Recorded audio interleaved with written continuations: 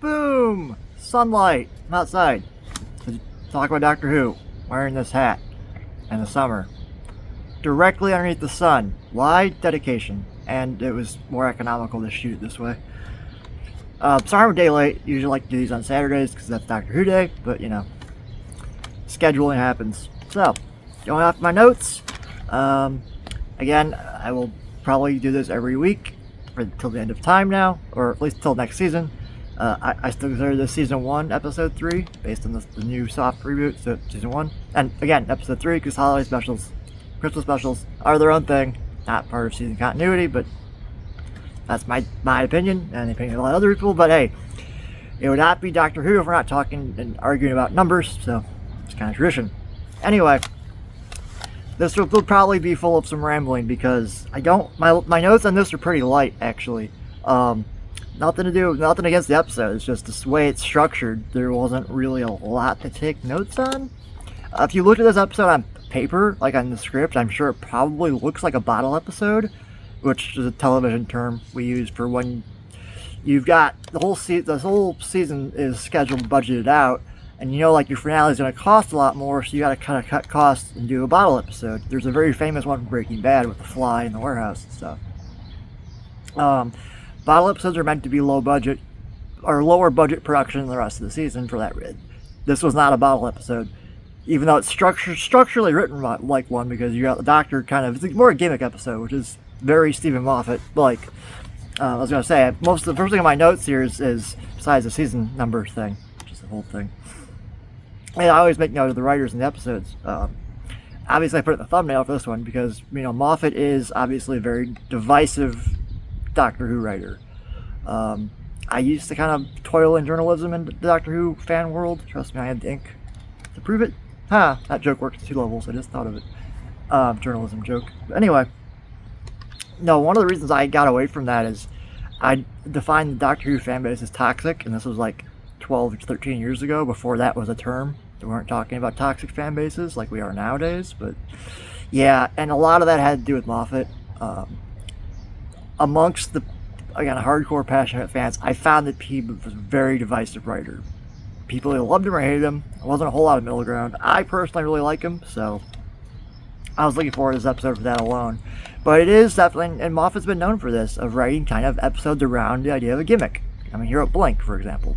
Very gimmick episode around the premise of, like, if I write Doctor Who kind of without the Doctor in it. Not this episode, it's not that, it's just like, alright, what if I write an episode of Doctor Who where the Doctor's stuck in one spot and cannot move the entire episode, basically? Which is what this one is, because he's standing on a landmine and trying not to have it detect him as a valid target. So, we see, if you're, again, back in the day when I was much more involved in Doctor Who circles, one of the things I saw fans make was a Stephen Moffat bingo card for episodes of Moffat-isms, you know? The little kind of cliche things people do every now and then. I always found it very funny. And boy, there are a lot this episode. One of which makes sense, and it's right off the bat. It's in the cold open, I think, even, so we'll talk about it right now. Which is the idea of the church being an army or having an army kind of thing. A joke / social commentary thing that Moffat came up with a while ago. And during his run as showrunner, that was a kind of regular thing. And I thought about, because a lot of this episode felt like, for a long time Doctor Who fan, like, okay, yeah, we've seen a lot of these beats before in the new era of Doctor Who. Even this episode feels like it's got a lot of shades of the Doctor's daughter, which is really ironic given one of the central themes in this episode, or its theme of this whole season's, possibly series. We don't know yet. It's been a theme in every episode of the series so far, so I think it's going to continue.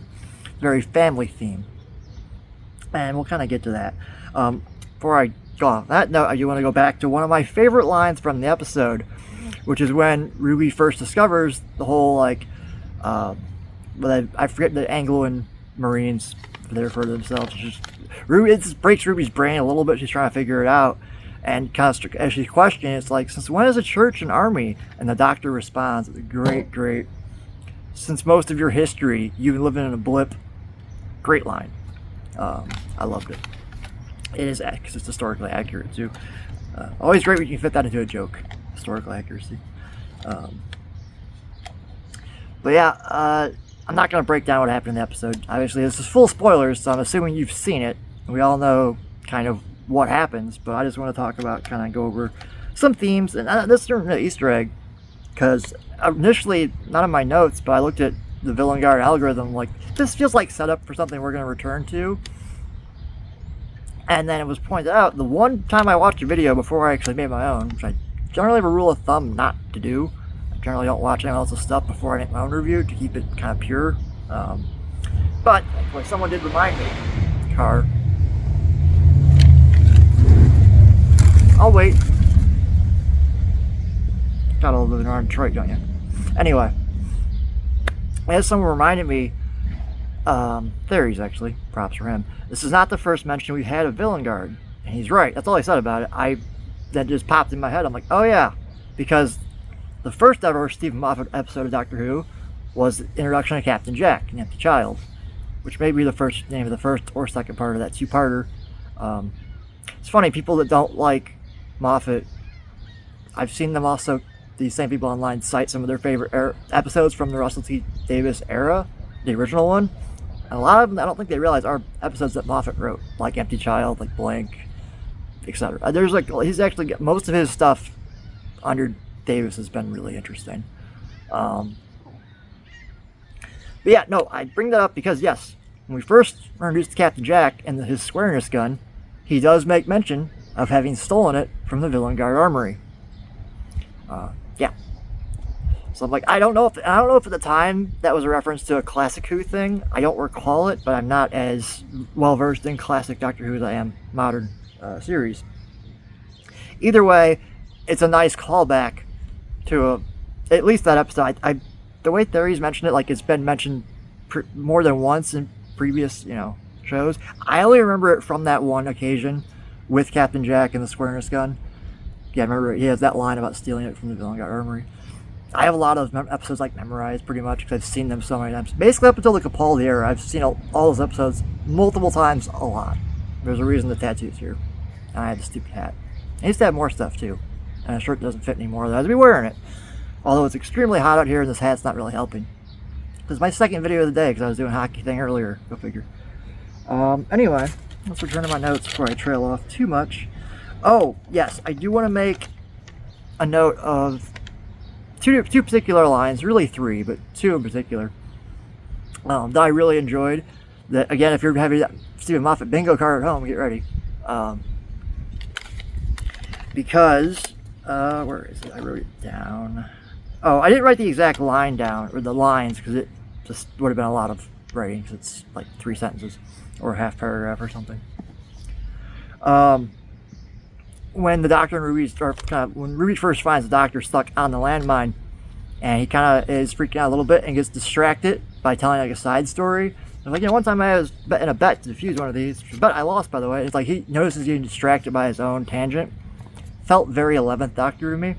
It's really just very Moffat the way he writes. Because there's another bit near the end. When the Doctor's recalling the whole event and how intense it was, like, I don't know if I could use words to describe this in a diary. Like, can you write a diary with drums? I bet I can. Also, feels very 11th Doctor to me. And just to cap it off, at the very end, for a trifecta of references, well, those lines aren't meant to be directly referencing 11 in that era, but just the way that Judy delivers it, and the way it's written, that's from Moffat. But yeah, no, there is a direct reference at the very end of the episode to fish fingers and custard. So again, if you've got that bingo card at home, there you go. There's your center square. Or not really. That's always free space in bingo. Anyway, I think that was all my major notes. Oh, I did want to make a note. The vistas in the episode really, and the whole episode looks pretty beautiful. Like, it's funny because again, structurally it's written like a bottle episode would be. But they spent all the money on this one. Like I said, the vistas, the skyboxes you get, I didn't get to see them in 4K because my 4K TV is out of commission temporarily. Well, not temporarily, I have to replace it, but same difference. Still look really great in 1080, so, yeah. But yeah, overall, a really great looking episode. They clearly spent the money. Because, yeah, for Ruby and for this audience, for this reboot, yeah, it is the first time seeing an alien planet visiting a different world outside of Earth and its timeline. So, yep, pretty major on that front. Again, I wanted to go back in the themes.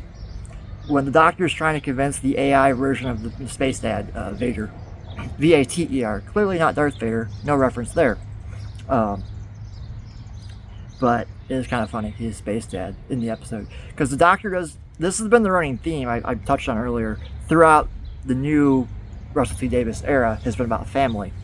Because the Doctor's plea that does get through that AI version of that dad, that Space Dad, is him saying, dad to dad, dust to dust. The line that comes back later after the AI is kind of taken over as a virus in the system. And yeah, it's funny because, again, this episode to me, I watched it twice actually, just scheduling. I was able to watch it yesterday, take my notes, initial notes, and then watch it again today for a refresher. But yeah, it definitely reminds me of Doctor's Daughter from that era, which I don't think Moffat wrote. I mean, to look that up. Probably should have done it before this, but hey, whatever. Just again, that theme of like endless wars, planets, different with the Hath. Good episode. And again, a lot of the episode people focus now on what happened with Jenny, we don't know, but thematically, both in setting too, this episode had shades of that. And again, it is about a father-daughter relationship, and there are hints to the Doctor's daughter, because as he says, dad to dad, although we know obviously they referenced Susan recently. Some people are making a big thing of that. I don't think it's a big thing. I could be wrong, because again, the only common thematic thing that every episode of the series so far of this reboot has touched on is that family theme, big time. So that's probably going somewhere, more than likely. Where it's going, I don't know. I'm not trying to predict that. I trust the writers much more than myself with these kind of things. At least for a series arc, I could write a one-up episode or two. I have some ideas somewhere. I haven't thought of them yet, but that's what's cool about them. They'll happen eventually. We're all a beach in the end, which is a good line. Oh, I did have a note about the snow again, but I feel at this point, yeah, we kind of expect it, and we don't know what it is yet. We'll find out. Although, it seems like in this episode, Ruby's very mortal. I don't think she's a Time Lord. Otherwise, she probably would have started regenerating when she was dying. So, but who knows? She didn't necessarily fully die, even though the AI had to resurrect her, revive her with the shocky thingy. So, yeah, it's interesting. I don't know what Ruby is yet. That's the whole point. I saw a lot of people comparing her to like the Impossible Girl storyline with Clara from the Moffat era, and I'm like, yeah, but Donna did the same thing. The Donna Noble storyline was also kind of a mystery box thing. Like the Doctor couldn't figure out why she was special.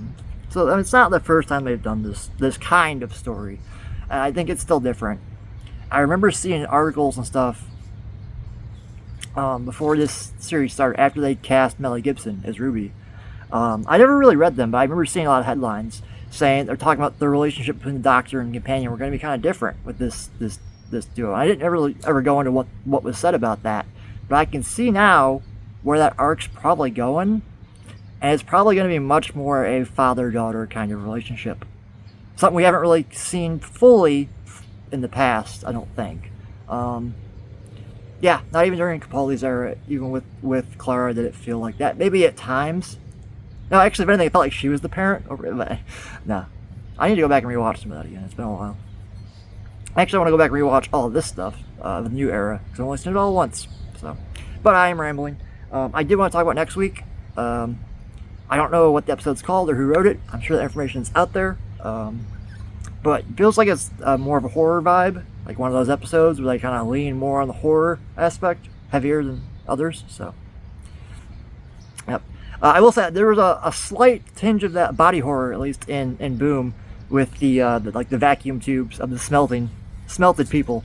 Yeah, the one of Vader's that Ruby holds up is pretty gnarly. You can see like the eyeball on it, like that's pretty good for a show meant for kids to an extent. So, props for that bit, because yeah, pretty metal for Doctor Who. So anyway, with that, rock on.